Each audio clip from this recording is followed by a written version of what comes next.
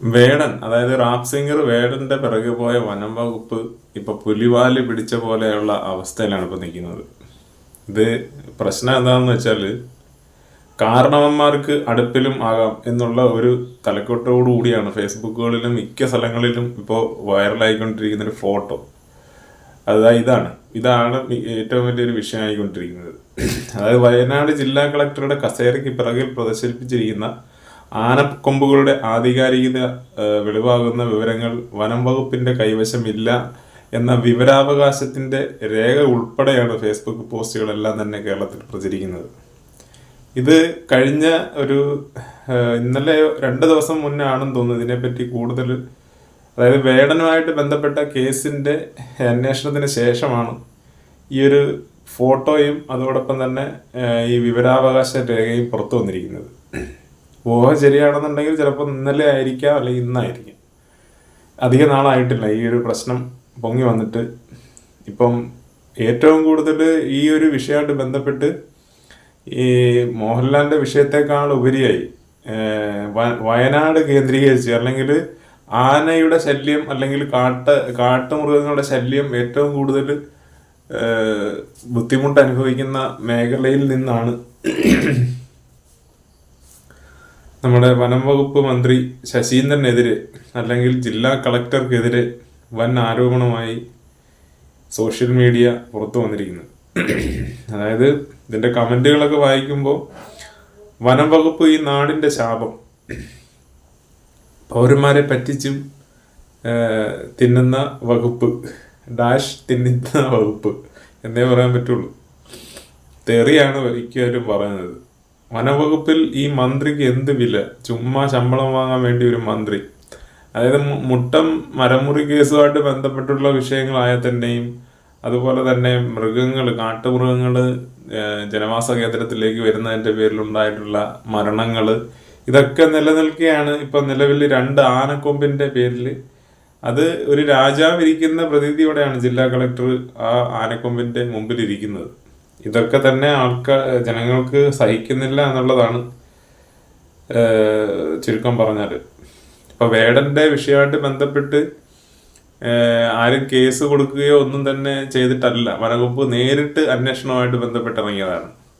അപ്പോൾ സ്വന്തം കണ്ണിനുള്ളിലിരിക്കുന്ന വിറകുകളി എടുത്ത് കളയാതെ അന്യന്റെ കണ്ണിലെ ഈ ഈർക്കിലിനകത്ത് തൊടുന്ന അല്ലെങ്കിൽ ഈർക്കിൽ എടുക്കാൻ നടക്കുന്ന വനംവകുപ്പിനെയാണ് ഇപ്പൊ കേരളം കണ്ടുകൊണ്ടിരിക്കുന്നത്. എന്തു തന്നെയായാലും ഈ ഒരു വിഷയം പുറത്തു വന്നതിന് ശേഷമാണ് വേടന് ജാമ്യം കിട്ടിയെന്നാണ് മിക്കവരും വേറൊരു സൈഡ് കൂടി പറയുന്നത്. അതായത് ജില്ലാ കളക്ടർ ഇപ്പൊ ഇതിന്റെ വിവരാവകാശം എന്ന് പറഞ്ഞു കഴിഞ്ഞാല്, ഈ 2 ആനക്കൊമ്പിന്റെ പേരിലുള്ള എന്തെങ്കിലും ഒരു രേഖയോ അല്ലെങ്കിൽ അനുവാദം ഉള്ള, അല്ലെങ്കിൽ മൃഗസംരക്ഷണ വകുപ്പിന് എന്തെങ്കിലും രേഖ ഈ ആനക്കൊമ്പുമായിട്ട് ബന്ധപ്പെട്ടുണ്ടോ എന്നുള്ളത് വിവരാവകാശം വെച്ച് ചോദിച്ചതിന്റെ അടിസ്ഥാനത്തിലാണ് ഇപ്പൊ ഏറ്റവും കൂടുതൽ കാര്യം വഷളായിരിക്കുന്നത്. ഇതാണ് ആ ഫോട്ടോ. അപ്പോൾ എന്ത് തന്നെയായാലും അത് മാത്രമല്ല, ഇപ്പൊ വേടന് ജാമ്യം കൊടുക്കുന്നു എന്നുള്ള വാർത്ത ഇപ്പൊ വന്നുവെങ്കിൽ, ഇന്നലെ വേടനെതിരെ വന്നത് ഫ്ളാറ്റിൽ നിന്നും കഞ്ചാവ് പിടിച്ച കേസ്. വേടനെതിരെ വനം വകുപ്പ് നിയമ നടപടികളുമായി മുന്നോട്ട് പോകും. 7 വർഷം വരെ തടവ് ലഭിക്കാവുന്ന കുറ്റങ്ങൾ ചുമത്തിയിട്ടുണ്ടെന്നാണ് AK ശശീന്ദ്രൻ ഇന്നലെ പറഞ്ഞത്. ഇന്നലെ ഈ രീതിയിൽ പറഞ്ഞ ശശീന്ദ്രൻ ഇന്ന് ഈ രീതിയിലല്ല, വേറെ രീതിയിൽ, അതായത് പൂർവാധികം സ്നേഹത്തോടെ വിനയത്തോടെ പെരുമാറുന്ന ഒരു ശശീന്ദ്രനെയാണ് ഇപ്പൊ കാണുന്നത്. ഇപ്പൊ ഇതിന്റെയൊക്കെ അടിസ്ഥാനത്തിലാണ് ജനങ്ങൾക്ക് കൂടുതലും യാതൊരുവിധ വിശ്വാസം ഇല്ലാത്ത ഒരു മന്ത്രിയാണ് നമ്മുടെ മുന്നിലുള്ളത് എന്നുള്ള ഒരു ശൈലിയാണ് ഇപ്പോൾ പുറത്തു വരുന്നത്. ഇനി ഇതിനകത്ത് ഈ ഇന്നത്തെ വേടന്റെ ജാമ്യവുമായിട്ട് ബന്ധപ്പെട്ട് മറ്റൊരു ഭാഗത്ത് കൂടി അഭിപ്രായങ്ങൾ ഉയരുന്നുണ്ട്. അതായത് ഒരു പക്ഷേ രാഷ്ട്രീയത്തിലേക്ക് കൊണ്ടുവരാനുള്ള ഒരു അടവാണോ CPM-ന്റെ എന്ന് കൂടി ചിലർ സംശയിക്കുന്നുണ്ട്. അതായത് ഇപ്പം നമുക്കറിയാം, നമ്മുടെ നാട്ടിലൊക്കെ കമ്മ്യൂണിസ്റ്റ് പാർട്ടി അല്ലെങ്കിൽ LDF-ന്റെ CPM-ന്റെ ഒക്കെ ഇടപെടലിൽ ഒരു കുറ്റം ചെയ്യുന്ന വ്യക്തികളെ രക്ഷിക്കുകയും, അതായത് നരസിംഹത്തിലെ മോഹൻലാലിനെ പോലെയൊക്കെ ഉയർന്നു വന്ന് രക്ഷിച്ചിട്ട് പിന്നീട് അവരുടെ രക്ഷകനായി മാത്രം നിലകൊള്ളുന്ന, അല്ലെങ്കിൽ പാർട്ടി വിധേയനായി, ഇപ്പം നമുക്കറിയാം വിനായകനൊക്കെ എങ്ങനെയാണ് ഫീൽഡിൽ നിൽക്കുന്നത് എന്നുള്ളത്. അപ്പം അതുപോലെ ഒരു റേഞ്ചിലേക്ക് വേടൻ മാറുമോ എന്നുള്ളതൊക്കെ ജനങ്ങൾ സംശയിക്കുന്നുണ്ട്. സംശയം മാത്രമാണ്. എങ്കിലും വേടൻ ഇതുവരെ പിടികൊടുത്തിട്ടില്ല. രാഷ്ട്രീയ പാർട്ടിയുമായിട്ട് ബന്ധപ്പെട്ട് വലിയ പിടി ഉള്ള രീതിയിലല്ല വേടൻ്റെ പോക്കും കാര്യങ്ങളൊന്നും തന്നെ.